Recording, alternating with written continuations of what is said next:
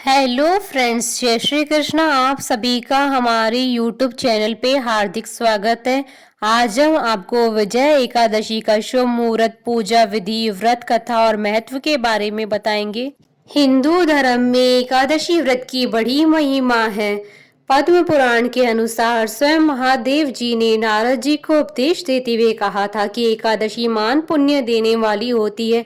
एकादशी प्रत्येक महीने में 2 बार आती है, एक शुक्ल पक्ष में, दूसरी कृष्ण पक्ष में। पूर्णिमा के बाद आने वाली एकादशी को कृष्ण पक्ष की एकादशी और अमावस्या के बाद आने वाली एकादशी को शुक्ल पक्ष की एकादशी कहते हैं। जो भक्त एकादशी के दिन उपवास करते हैं वे उपवास के नियमों का कड़ाई से पालन करते हैं तथा अगले दिन सूर्योदय के बाद ही उपवास का समापन करते हैं। एकादशी व्रत के दौरान सभी प्रकार के अनाज का सेवन वर्जित होता है। जो लोग किसी कारणवश एकादशी व्रत नहीं रखते हैं उन्हें एकादशी के दिन भोजन में चावल का प्रयोग नहीं करना चाहिए तथा झूठ व परनिंदा से बचना चाहिए। जो व्यक्ति एकादशी के दिन विष्णु सहस्त्रनाम का पाठ करता है उस पर भगवान विष्णु जी की विशेष कृपा होती है। हिंदू पंचांग के अनुसार फाल्गुन मास के कृष्ण पक्ष की एकादशी को विजया एकादशी कहते हैं। यह एकादशी हर साल महाशिवरात्रि से 2 दिन पहले आती है। विजय एकादशी का भी धार्मिक रूप से बड़ा महत्व है। ऐसा कहा जाता है कि इस पावन तिथि को जो भक्त पूर्ण विधि विधान के साथ व्रत का पालन करते हैं उस व्रती को उसके हर कार्य में सफलता प्राप्त होती है। इस एकादशी के दिन षष्ठी के रचयिता श्री हरि विष्णु की पूजा का विधान है। मान्यता है कि इस व्रत को करने से कई गुना पुण्य मिलता है और व्यक्ति की सभी मनोकामनाएं पूर्ण होती हैं। विजय एकादशी के व्रत को एकादशी व्रत का सबसे प्राचीन व्रत माना जाता है। पद्म पुराण के अनुसार विजय एकादशी के व्रत से धन धान्य का लाभ और मोक्ष की प्राप्ति होती है। कठिन तपस्या से आप जितना फल प्राप्त कर सकते हैं उतना ही पुण्य फल आप विजय एकादशी का व्रत करने से प्राप्त करते हैं। व्रतधारी को वैकुंठ धाम की प्राप्ति होती है। मान्यता है कि भगवान राम ने भी लंका पर विजय प्राप्त करने से पहले से एकादशी का व्रत किया था। इस कारण इस व्रत में भगवान राम की पूजा करने की भी परंपरा है। विजय एकादशी के महात्म के श्रवण और पठन से सभी पापों का नाश हो जाता है। विजय एकादशी का व्रत पुराने एवं नए पापों को नाश करने वाला व्रत है। हिंदू मान्यताओं के अनुसार जो कोई मनुष्य विधि पूर्वक इस व्रत को करता है उसकी विजय अवश्य होती है। यह भी कहा जाता है कि जो कोई इस व्रत के महात्म को पढ़ता है सुनता है उसको वाजपेयी यज्ञ का फल प्राप्त होता है। विजय एकादशी का शुभ मुहूर्त। पंचांग के अनुसार इस बार विजया एकादशी 9 मार्च 2021 मंगलवार की दिन है। फाल्गुन कृष्ण एकादशी तिथि प्रारंभ होगी 8 मार्च 2021 को दोपहर 3:44 पर और एकादशी तिथि समाप्त होगी 9 मार्च 2021 को दोपहर 3:02 पर। व्रत पारण का समय रहेगा 10 मार्च 2021 को सुबह 6:36 से सुबह 8:58 तक। कुल अवधि 2 घंटे 22 मिनट रहेगी। द्वादशी समाप्त होने का समय रहेगा 10 मार्च 2021 को दोपहर 2:40 पर। विजय एकादशी की पूजा विधि। नारद पुराण के अनुसार विजय एकादशी के दिन सुबह उठकर स्नान कर स्वच्छ वस्त्र धारण करें और व्रत का संकल्प लें। अब घर के मंदिर में पूजा से पहले एक वेदी बनाकर उस पर सप्त दान उड़द, मूंग, गेहूं, चना, जौ, चावल और बाजरा रखें। वेदी के ऊपर एक कलश की स्थापना करें और उसमें आम या अशोक के 5 पत्ते लगाएं। अब वेदी पर भगवान विष्णु की मूर्ति या तस्वीर रखें। इसके बाद भगवान विष्णु जी को पीले फूल, ऋतुफल और तुलसी दल अर्पित करें। फिर धूप दीप से विष्णु जी की आरती उतारें। शाम के समय भगवान विष्णु जी की आरती उतारने के बाद फलाहार ग्रहण करें। रात्रि के समय सोए नहीं बल्कि भजन कीर्तन करते हुए जागरण करें। अगले दिन सुबह किसी ब्राह्मण को भोजन कराएं, यथाशक्ति दान दक्षिणा देकर विदा करें। इसके बाद आप भी भोजन कर व्रत का पारण करें। विजय एकादशी की कथा। धर्मराज युधिष्ठिर बोले, हे जनार्दन, फाल्गुन मास की कृष्ण पक्ष की एकादशी का क्या नाम है तथा उसकी विधि क्या है, कृपा करके मुझे बताइए। श्री भगवान बोले, हे राजन, फाल्गुन मास की कृष्ण पक्ष की एकादशी का नाम विजया एकादशी है।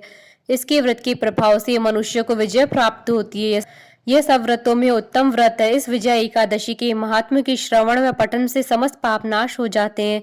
एक समय देवर्षि नारद जी ने जगत पिता ब्रह्मा जी से कहा, महाराज, आप मुझसे फाल्गुन मास के कृष्ण पक्ष की एकादशी के विधान को कहिए।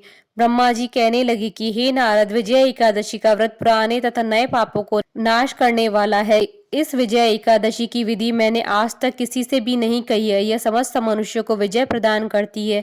त्रेता युग में मर्यादा पुरुषोत्तम श्री रामचंद्र जी को जब 14 वर्ष का वनवास हो गया था, तब वे श्री लक्ष्मण तथा सीता जी सहित पंचवटी में निवास करने लगे। वहां पर दुष्ट रावण ने जब सीता जी का हरण किया, तब इस समाचार से श्री रामचंद्र जी तथा लक्ष्मण अत्यंत व्याकुल हो गए और सीता जी की खोज में चल दिए। घूमते घूमते जब वे मरणासन जटायु के पास पहुंचे तो जटायु उन्हें सीता जी का वृतांत सुनाकर स्वर्ग लोक चला गया। कुछ आगे चलकर उनकी सुग्रीव से मित्रता हुई और बाली का वध किया। हनुमान जी ने लंका में जाकर सीता जी का पता लगाया, उनसे श्री रामचंद्र जी और सुग्रीव की मित्रता का वर्णन किया। वहां से लौटकर हनुमान जी ने भगवान राम के पास आकर सब समाचार कहे। श्री रामचंद्र जी ने वानर सेना सहित सुग्रीव की संपत्ति से लंका को प्रस्थान किया। जब श्री रामचंद्र जी समुद्र किनारे पहुंचे, तब उन्होंने मगरमच्छ आदि से युक्त उस अगाध समुद्र को देखकर लक्ष्मण जी से कहा कि इस समुद्र को हम किस प्रकार पार करेंगे। श्री लक्ष्मण ने कहा कि हे पुराण पुरुषोत्तम, आप आदि पुरुष हैं, सब जानते हैं। यहाँ से आधा योजन दूर पर कुमारी द्वीप में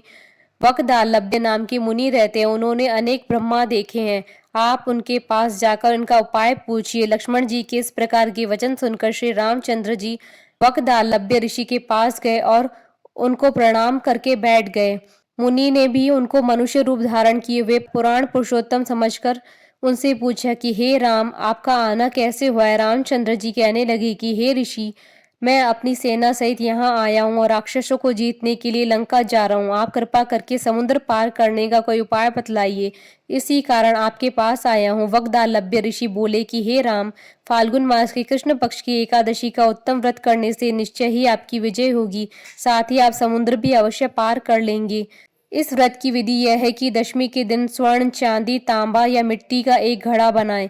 उस घड़े को जल से भरकर तथा 5 पल्लव रख वेदिका स्थापित करें। उस घड़े के नीचे सतनजा और ऊपर जौ रखें। उस पर श्री नारायण भगवान की स्वर्ण की मूर्ति स्थापित करें। एकादशी के दिन स्नान आदि से निवृत्त होकर धूप, दीप, नैवेद्य, नारियल आदि से भगवान की पूजा करें। तत्पश्चात घड़े के सामने बैठकर दिन व्यतीत करे और रात्रि को भी उसी प्रकार बैठकर जागरण करे। द्वादशी के दिन नित्य नियम से निवृत्त होकर उस घड़े को ब्राह्मण को दे दे। हे राम, यदि तुम भी इस व्रत को सेनापतियों सहित करोगे तो तुम्हारी विजय अवश्य होगी। श्री रामचंद्र जी ने ऋषि के कथनानुसार इस व्रत को किया, उसके प्रभाव से दैत्यों पर विजय पाई। अतः हे राजन, जो कोई मनुष्य विधि पूर्वक इस व्रत को करेगा, दोनों लोकों में उसकी अवश्य विजय होगी। श्री ब्रह्मा जी ने नारद जी से कहा कि हे पुत्र, जो कोई इस व्रत के महात्म्य को पढ़ता है या सुनता है, उसको वाजपेयी यज्ञ का फल प्राप्त होता है।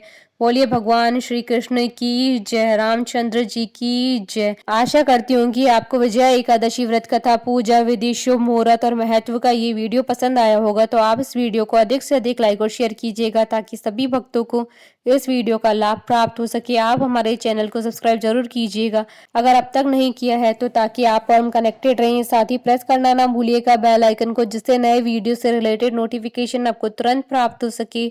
जय श्री कृष्णा।